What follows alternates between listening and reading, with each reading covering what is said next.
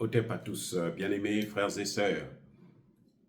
L'ancien président du Burkina Faso, la comète, hein, le colonel Damiba, qui est venu, il a fait 8 mois, et puis il est parti à cause de ses imbécilités. Il se réveille, il sort de son coma. Maintenant, il se soucie des Burkinabés, des civils. C'est rigolo. Vous savez, c'est malheureux que des Africains soient toujours, acceptent toujours de jouer le sale jeu, de toujours rester du mauvais côté de l'histoire de l'Afrique. Damiba a eu la chance de rentrer dans l'histoire, comme aujourd'hui avec Thomas Sankara, Assimi Goïta, Traoré, Tchani. Damiba a eu cette opportunité dans ses mains, lui-même. Il l'a laissé tomber, il l'a gâché, il l'a écrasé.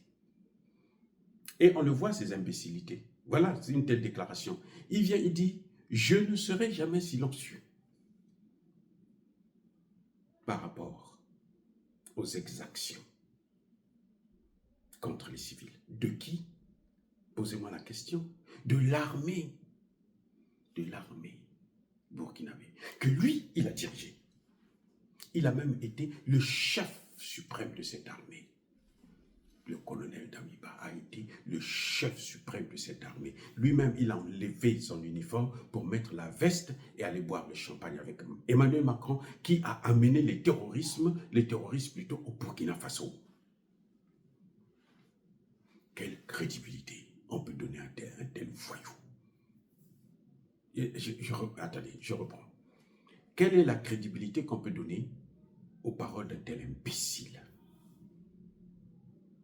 On ne peut pas être idiot jusqu'à ce point. Il aurait mieux fait de se taire. Je comprends qu'il est en exil et que, bon, les Français lui font du chantage. Si tu ne fais pas ça, nous, on va te chasser du Togo, quoi. Si on le chasse du Togo, là, il n'a qu'à revenir au Burkina Faso. C'est chez lui au Burkina Faso. Le Burkina Faso va le recevoir. S'il ne part pas au Burkina Faso, il va au Mali, il va au Niger. Il sera reçu et on lui donnera sa place en tant que Burkinabé, en tant que Sahélien. Au lieu d'accepter le chantage et de se ridiculiser comme il est en train de faire. Moi, à sa place, on voit surtout avec la confédération de l'AES, non, un Burkinabé peut vivre au Mali, au Niger ou au Burkina Faso. S'il se dit, bon, moi, je veux pas aller, peut-être que Traoré va me faire des problèmes, il n'a qu'à aller au Niger, il n'a qu'à aller au Mali, il sera chez lui. Au lieu d'accepter de se soumettre à la France pour vouloir salir le président Traoré, pour vouloir faire la guerre de la France, une guerre par procuration contre le président Traoré, ça ne marchera plus parce que les populations là, sont tellement émancipées que personne. Il a vu que les populations ne l'ont pas soutenu. Vous avez vu au Niger, quand Bazoum perd le pouvoir, aucun Nigérien n'est sorti pour dire non, nous on ne veut pas du coup d'État ici, nous on veut rester avec Bazoum, qu'il continue à vendre notre pays, qu'il continue à nous sacrifier. Non, les gens disent non, on ne veut plus, c'est bon, la page là est tournée, on ne veut plus. C'est pas parce que ils aiment Tchani, non, c'est parce qu'ils en avaient marre de Bazoum. En 2 ans seulement, ils en avaient marre. Ils disent non, on ne peut plus le supporter. Donc, quand Damiba fait une telle déclaration, moi j'appelle ça haute trahison. C'est une haute trahison. Eh oui. Il a écrit au président Traoré. Bon, encore là, il a été un peu poli parce qu'il a écrit au président pour dire voilà ce que j'entends et tout machin, tout ça. Mais il n'a pas de preuves. Et nous savons tous le rôle que jouent les ONG. Nous savons tous. C'est-à-dire que c'est leur jeu, ils l'ont fait. Mais si Damiba n'a pas compris ça, mais Damiba a des problèmes, qu'il reparte à l'école au moins. Peut-être même militaire. Mais attendez, qui ne sait pas que ces ONG-là travaillent pour l'Occident. Regardez au Congo démocratique. Regardez comment les Américains ont obligé une trêve militaire, une trêve humanitaire. On n'a même pas amené une boîte de sardines pour donner à ces pauvres gens que les Rwandais et les Ougandais, les Kenyans sont en train de massacrer, persécuter, torturer. Même pas. Bon, ils sont tombés sur un président aussi nul que Tshisekedi, parce que bon, ben, lui, vraiment, c'est un lèche-cul. Eh bien, mais quand même, Damiba ne devait pas descendre si bas. Jusque-là, il est resté tranquille dans son coin. Et il est en train de voir que les choses sont en train de s'améliorer. Ce que lui n'a pas pu faire là, le capitaine Traoré est en train de faire, il a déjà fait ça, déjà en 10 fois. Et oui, ce que Damiba n'a pas pu faire là, le capitaine Traoré est en train de le faire au moins 10 fois déjà, 20 fois, 30 fois, 100 fois, 1000 fois même. Il devrait continuer à garder son silence. Ce serait mieux. Je comprends qu'on lui fait du chantage, on lui fait des propositions. Si tu fais ça, on va te donner l'argent. Tu fais ça, on va te donner une maison. Si tu fais ça, on va te donner le visa. Ne soyez pas surpris d'apprendre qu'il a eu le visa pour aller en France. Mais nous, on s'en fout de ça. La France, là, nous avons été en France, là. De toute façon, il n'y a rien. Maintenant, là, c'est la misère, c'est la dèche. Ils souffrent, les Français eux-mêmes. Et oui, ils souffrent, ils sont malheureux. Donc, je crois qu'il y a quand même le minimum pour des dirigeants africains. Il faut qu'on sache, même quand on n'est plus au pouvoir, même si on veut revenir au pouvoir, trouver au moins des bonnes méthodes.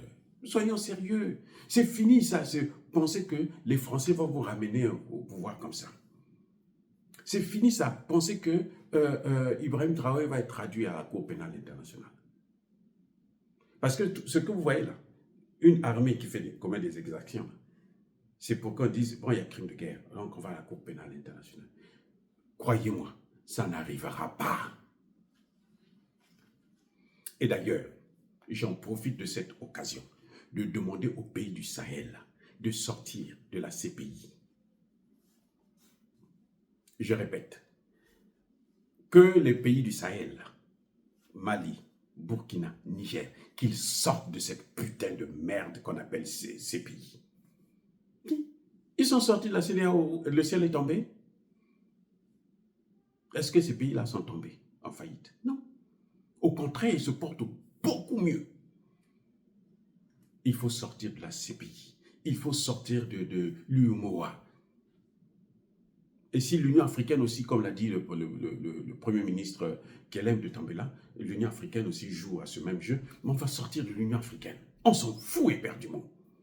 Ces populations-là, telles que vous les voyez là, elles n'accepteront plus de retomber encore dans leurs bêtises là. Donc que Damiba se tienne tranquille. Ce qu'il est en train de faire là, il est en train de donner un coup de pied dans l'eau, il est en train d'aggraver sa situation. Il est en train de se faire oublier par ce peuple. Parce que les Burkinabés aujourd'hui là, ils veulent voir des patriotes, des panafricanistes. C'est ceux-là qu'ils veulent voir au pouvoir. Si c'était encore un panafricaniste qui parlait, ils pouvaient l'écouter. Quand les Français amenaient des terroristes au Burkina Faso, Damiba n'avait jamais dit un seul mot. Ils ont massacré. Damiba n'a même pas donné des moyens à cette armée-là. Mais pourquoi il est parti du pouvoir? Il est parti du pouvoir parce que, à cause de l'incompétence.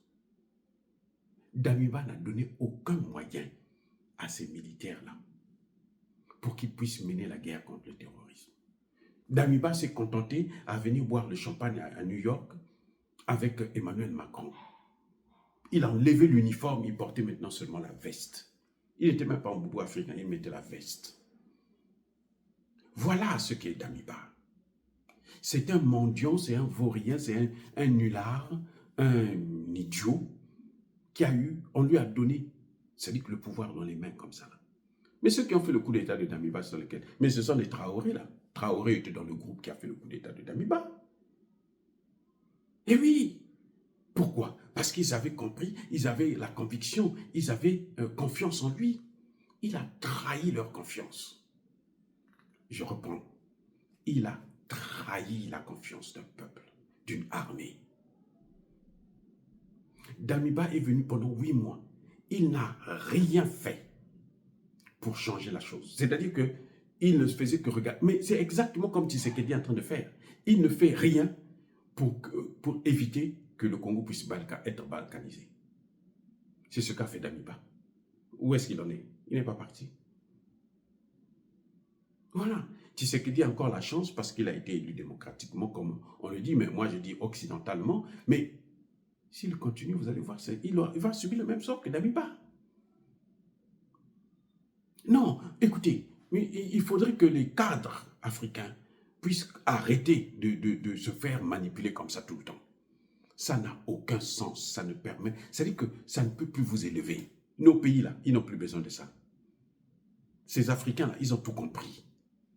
Ça, ce n'est pas hier où il n'y avait que RFI, France 24, qui donnaient des informations. Non, maintenant là, nous leur donnons la vraie information. Tous les jours, nous suivons pour eux. On leur donne l'information, on leur dit, voilà ce qui est en train de se passer. Ils n'ont qu'à arrêter avec ça. Ce que vous voyez Damiba faire là, c'est parce que les Français sont allés le réveiller. Il a dit, mais écoute, nous on t'avait donné le pouvoir, c'était pour nous donner... Mais le jeune là qui est venu là, il est en train de nous mettre des bâtons dans les roues, il est en train de nous tuer, nous détruire. Alors il faut que tu te réveilles. C'est ce que vous voyez là, c'est ça. Ça c'est encore l'œuvre de la France. Et Damiba continue à tomber dans le piège. Et ça c'est malheureux. C'est malheureux qu'un chef, un ancien chef d'État puisse tomber dans le piège comme ça. Comment on l'appelle, le Kaboré, il est parti, qui a été élu démocratiquement, il est parti tranquille, il est dans son coin, il est au Burkina Faso, il a compris que non, moi je n'ai rien fait, mais non, ceux-là sont en train de faire quelque chose. Mais laissons-le travailler. Monsieur Damiba, laissez Traoré travailler. Je répète encore, le grand problème actuellement, ce que je conseille au président Traoré, c'est de sortir de la CPI. Le Mali, le Burkina, le Niger, sortez de la CPI. Ils vont dire que non, vous êtes sortis parce que vous avez peur qu'on vous traduise à la Cour pénale. Non, c'est pas ça. C'est pas la peur de la Cour pénale internationale, mais c'est éviter les tracasseries inutiles parce que vous êtes concentrés sur quelque chose d'autre. Sortez là. Si vous sortez là, vous allez voir d'autres pays africains vont tous sortir. Tous les pays africains vont sortir. Nous comptons sur vous. C'est vous seulement. Traoré, Tiani et Assimi Goïta, vous êtes les seuls à avoir compris le peuple africain. Vous êtes les seuls, un peu dans une certaine mesure, Touadéra, et puis Kaka Déby qui est en train d'avancer un peu sur la même longueur, la même voie. Mais pour l'instant, vous êtes les trois qui portez l'avenir de tout un continent. Ne l'oubliez jamais. Monsieur Traoré, Monsieur Assimi Goïta, Monsieur Tiani, je vous dis, au moment où nous parlons, au moment où je suis en train de réaliser cette vidéo, vous êtes les seuls présidents qui portez, écoutez bien, je pèse mes mots, vous portez sur vous l'avenir de tout un continent, le continent africain. Vous portez sur vous l'avenir de tout un peuple, le peuple noir. C'est-à-dire que même dans les Caraïbes, là, dans les Antilles, là, en Calédonie, là, tout le monde est en train de prier pour que vous réussissez, pour que vous allez de l'avant. Parce qu'ils savent, votre succès là va déclencher la libération de tout un peuple, de toute une race. Voilà ma conclusion. Je sais que vous m'entendez, je sais que vous me suivez. Je vous dis, je vous le garantis, je parle en tant que docteur en sciences politiques. Quand je réfléchis bien, je sais que vous n'êtes pas là pour l'avenir du Burkina, du Mali ou du Niger seulement. Non. Si vous croyez à ça, c'est que vous n'avez pas bien compris votre mission sur le plan spirituel. Votre mission, elle est plus grande que ça. Tous les peuples africains, toute cette jeunesse africaine a l'œil braqué sur vous. Ils s'accrochent à vous. Quand nous apprenons seulement une mauvaise nouvelle vous concernant, on ne dort pas. On ne dort pas. Il y a des gens qui font des crises de tension. Non, un coup d'État contre Traoré. Il a disparu pendant 2 jours, 3 jours. Il y a des gens qui piquent des crises à cause de ça. Parce qu'ils vous aiment, parce qu'ils n'ont. Vous êtes le seul espoir de l'Afrique actuellement. Je dis, au moment où nous parlons, vous êtes le seul espoir de tout un continent et de tout un peuple. Vous voyez en Haïti, vous croyez que les policiers kenyans vont faire quelque chose? Non, les gens comptent sur vous. Que ce soit en Haïti, que ce soit en Jamaïque, que ce soit dans les Caraïbes là et tout, on ne compte, Martinique et autres là, on ne compte que sur vous. Parce que vous avez compris le jeu et vous êtes en connexion avec tout ce monde-là. Si vous ne le savez pas encore, je vous donne l'information. À bon entendeur. Salut. Voilà, bien-aimés frères et sœurs, une fois de plus, je persiste et je signe. Soyez bénis, abondamment bénis par le Dieu des Kémites et par nos ancêtres évangélisés. Mais que tous ceux qui persécutent le continent africain, le pillent et le déstabilisent, qu'ils soient noirs, blancs, chinois, arabes, juifs, indiens, qui qu'ils soient punis, maudits, foudroyés, neutralisés, écrasés, effacés par le Dieu des Kémites et par nos ancêtres évangélisés. Vive l'Afrique éternelle, j'ai dit, et j'assume.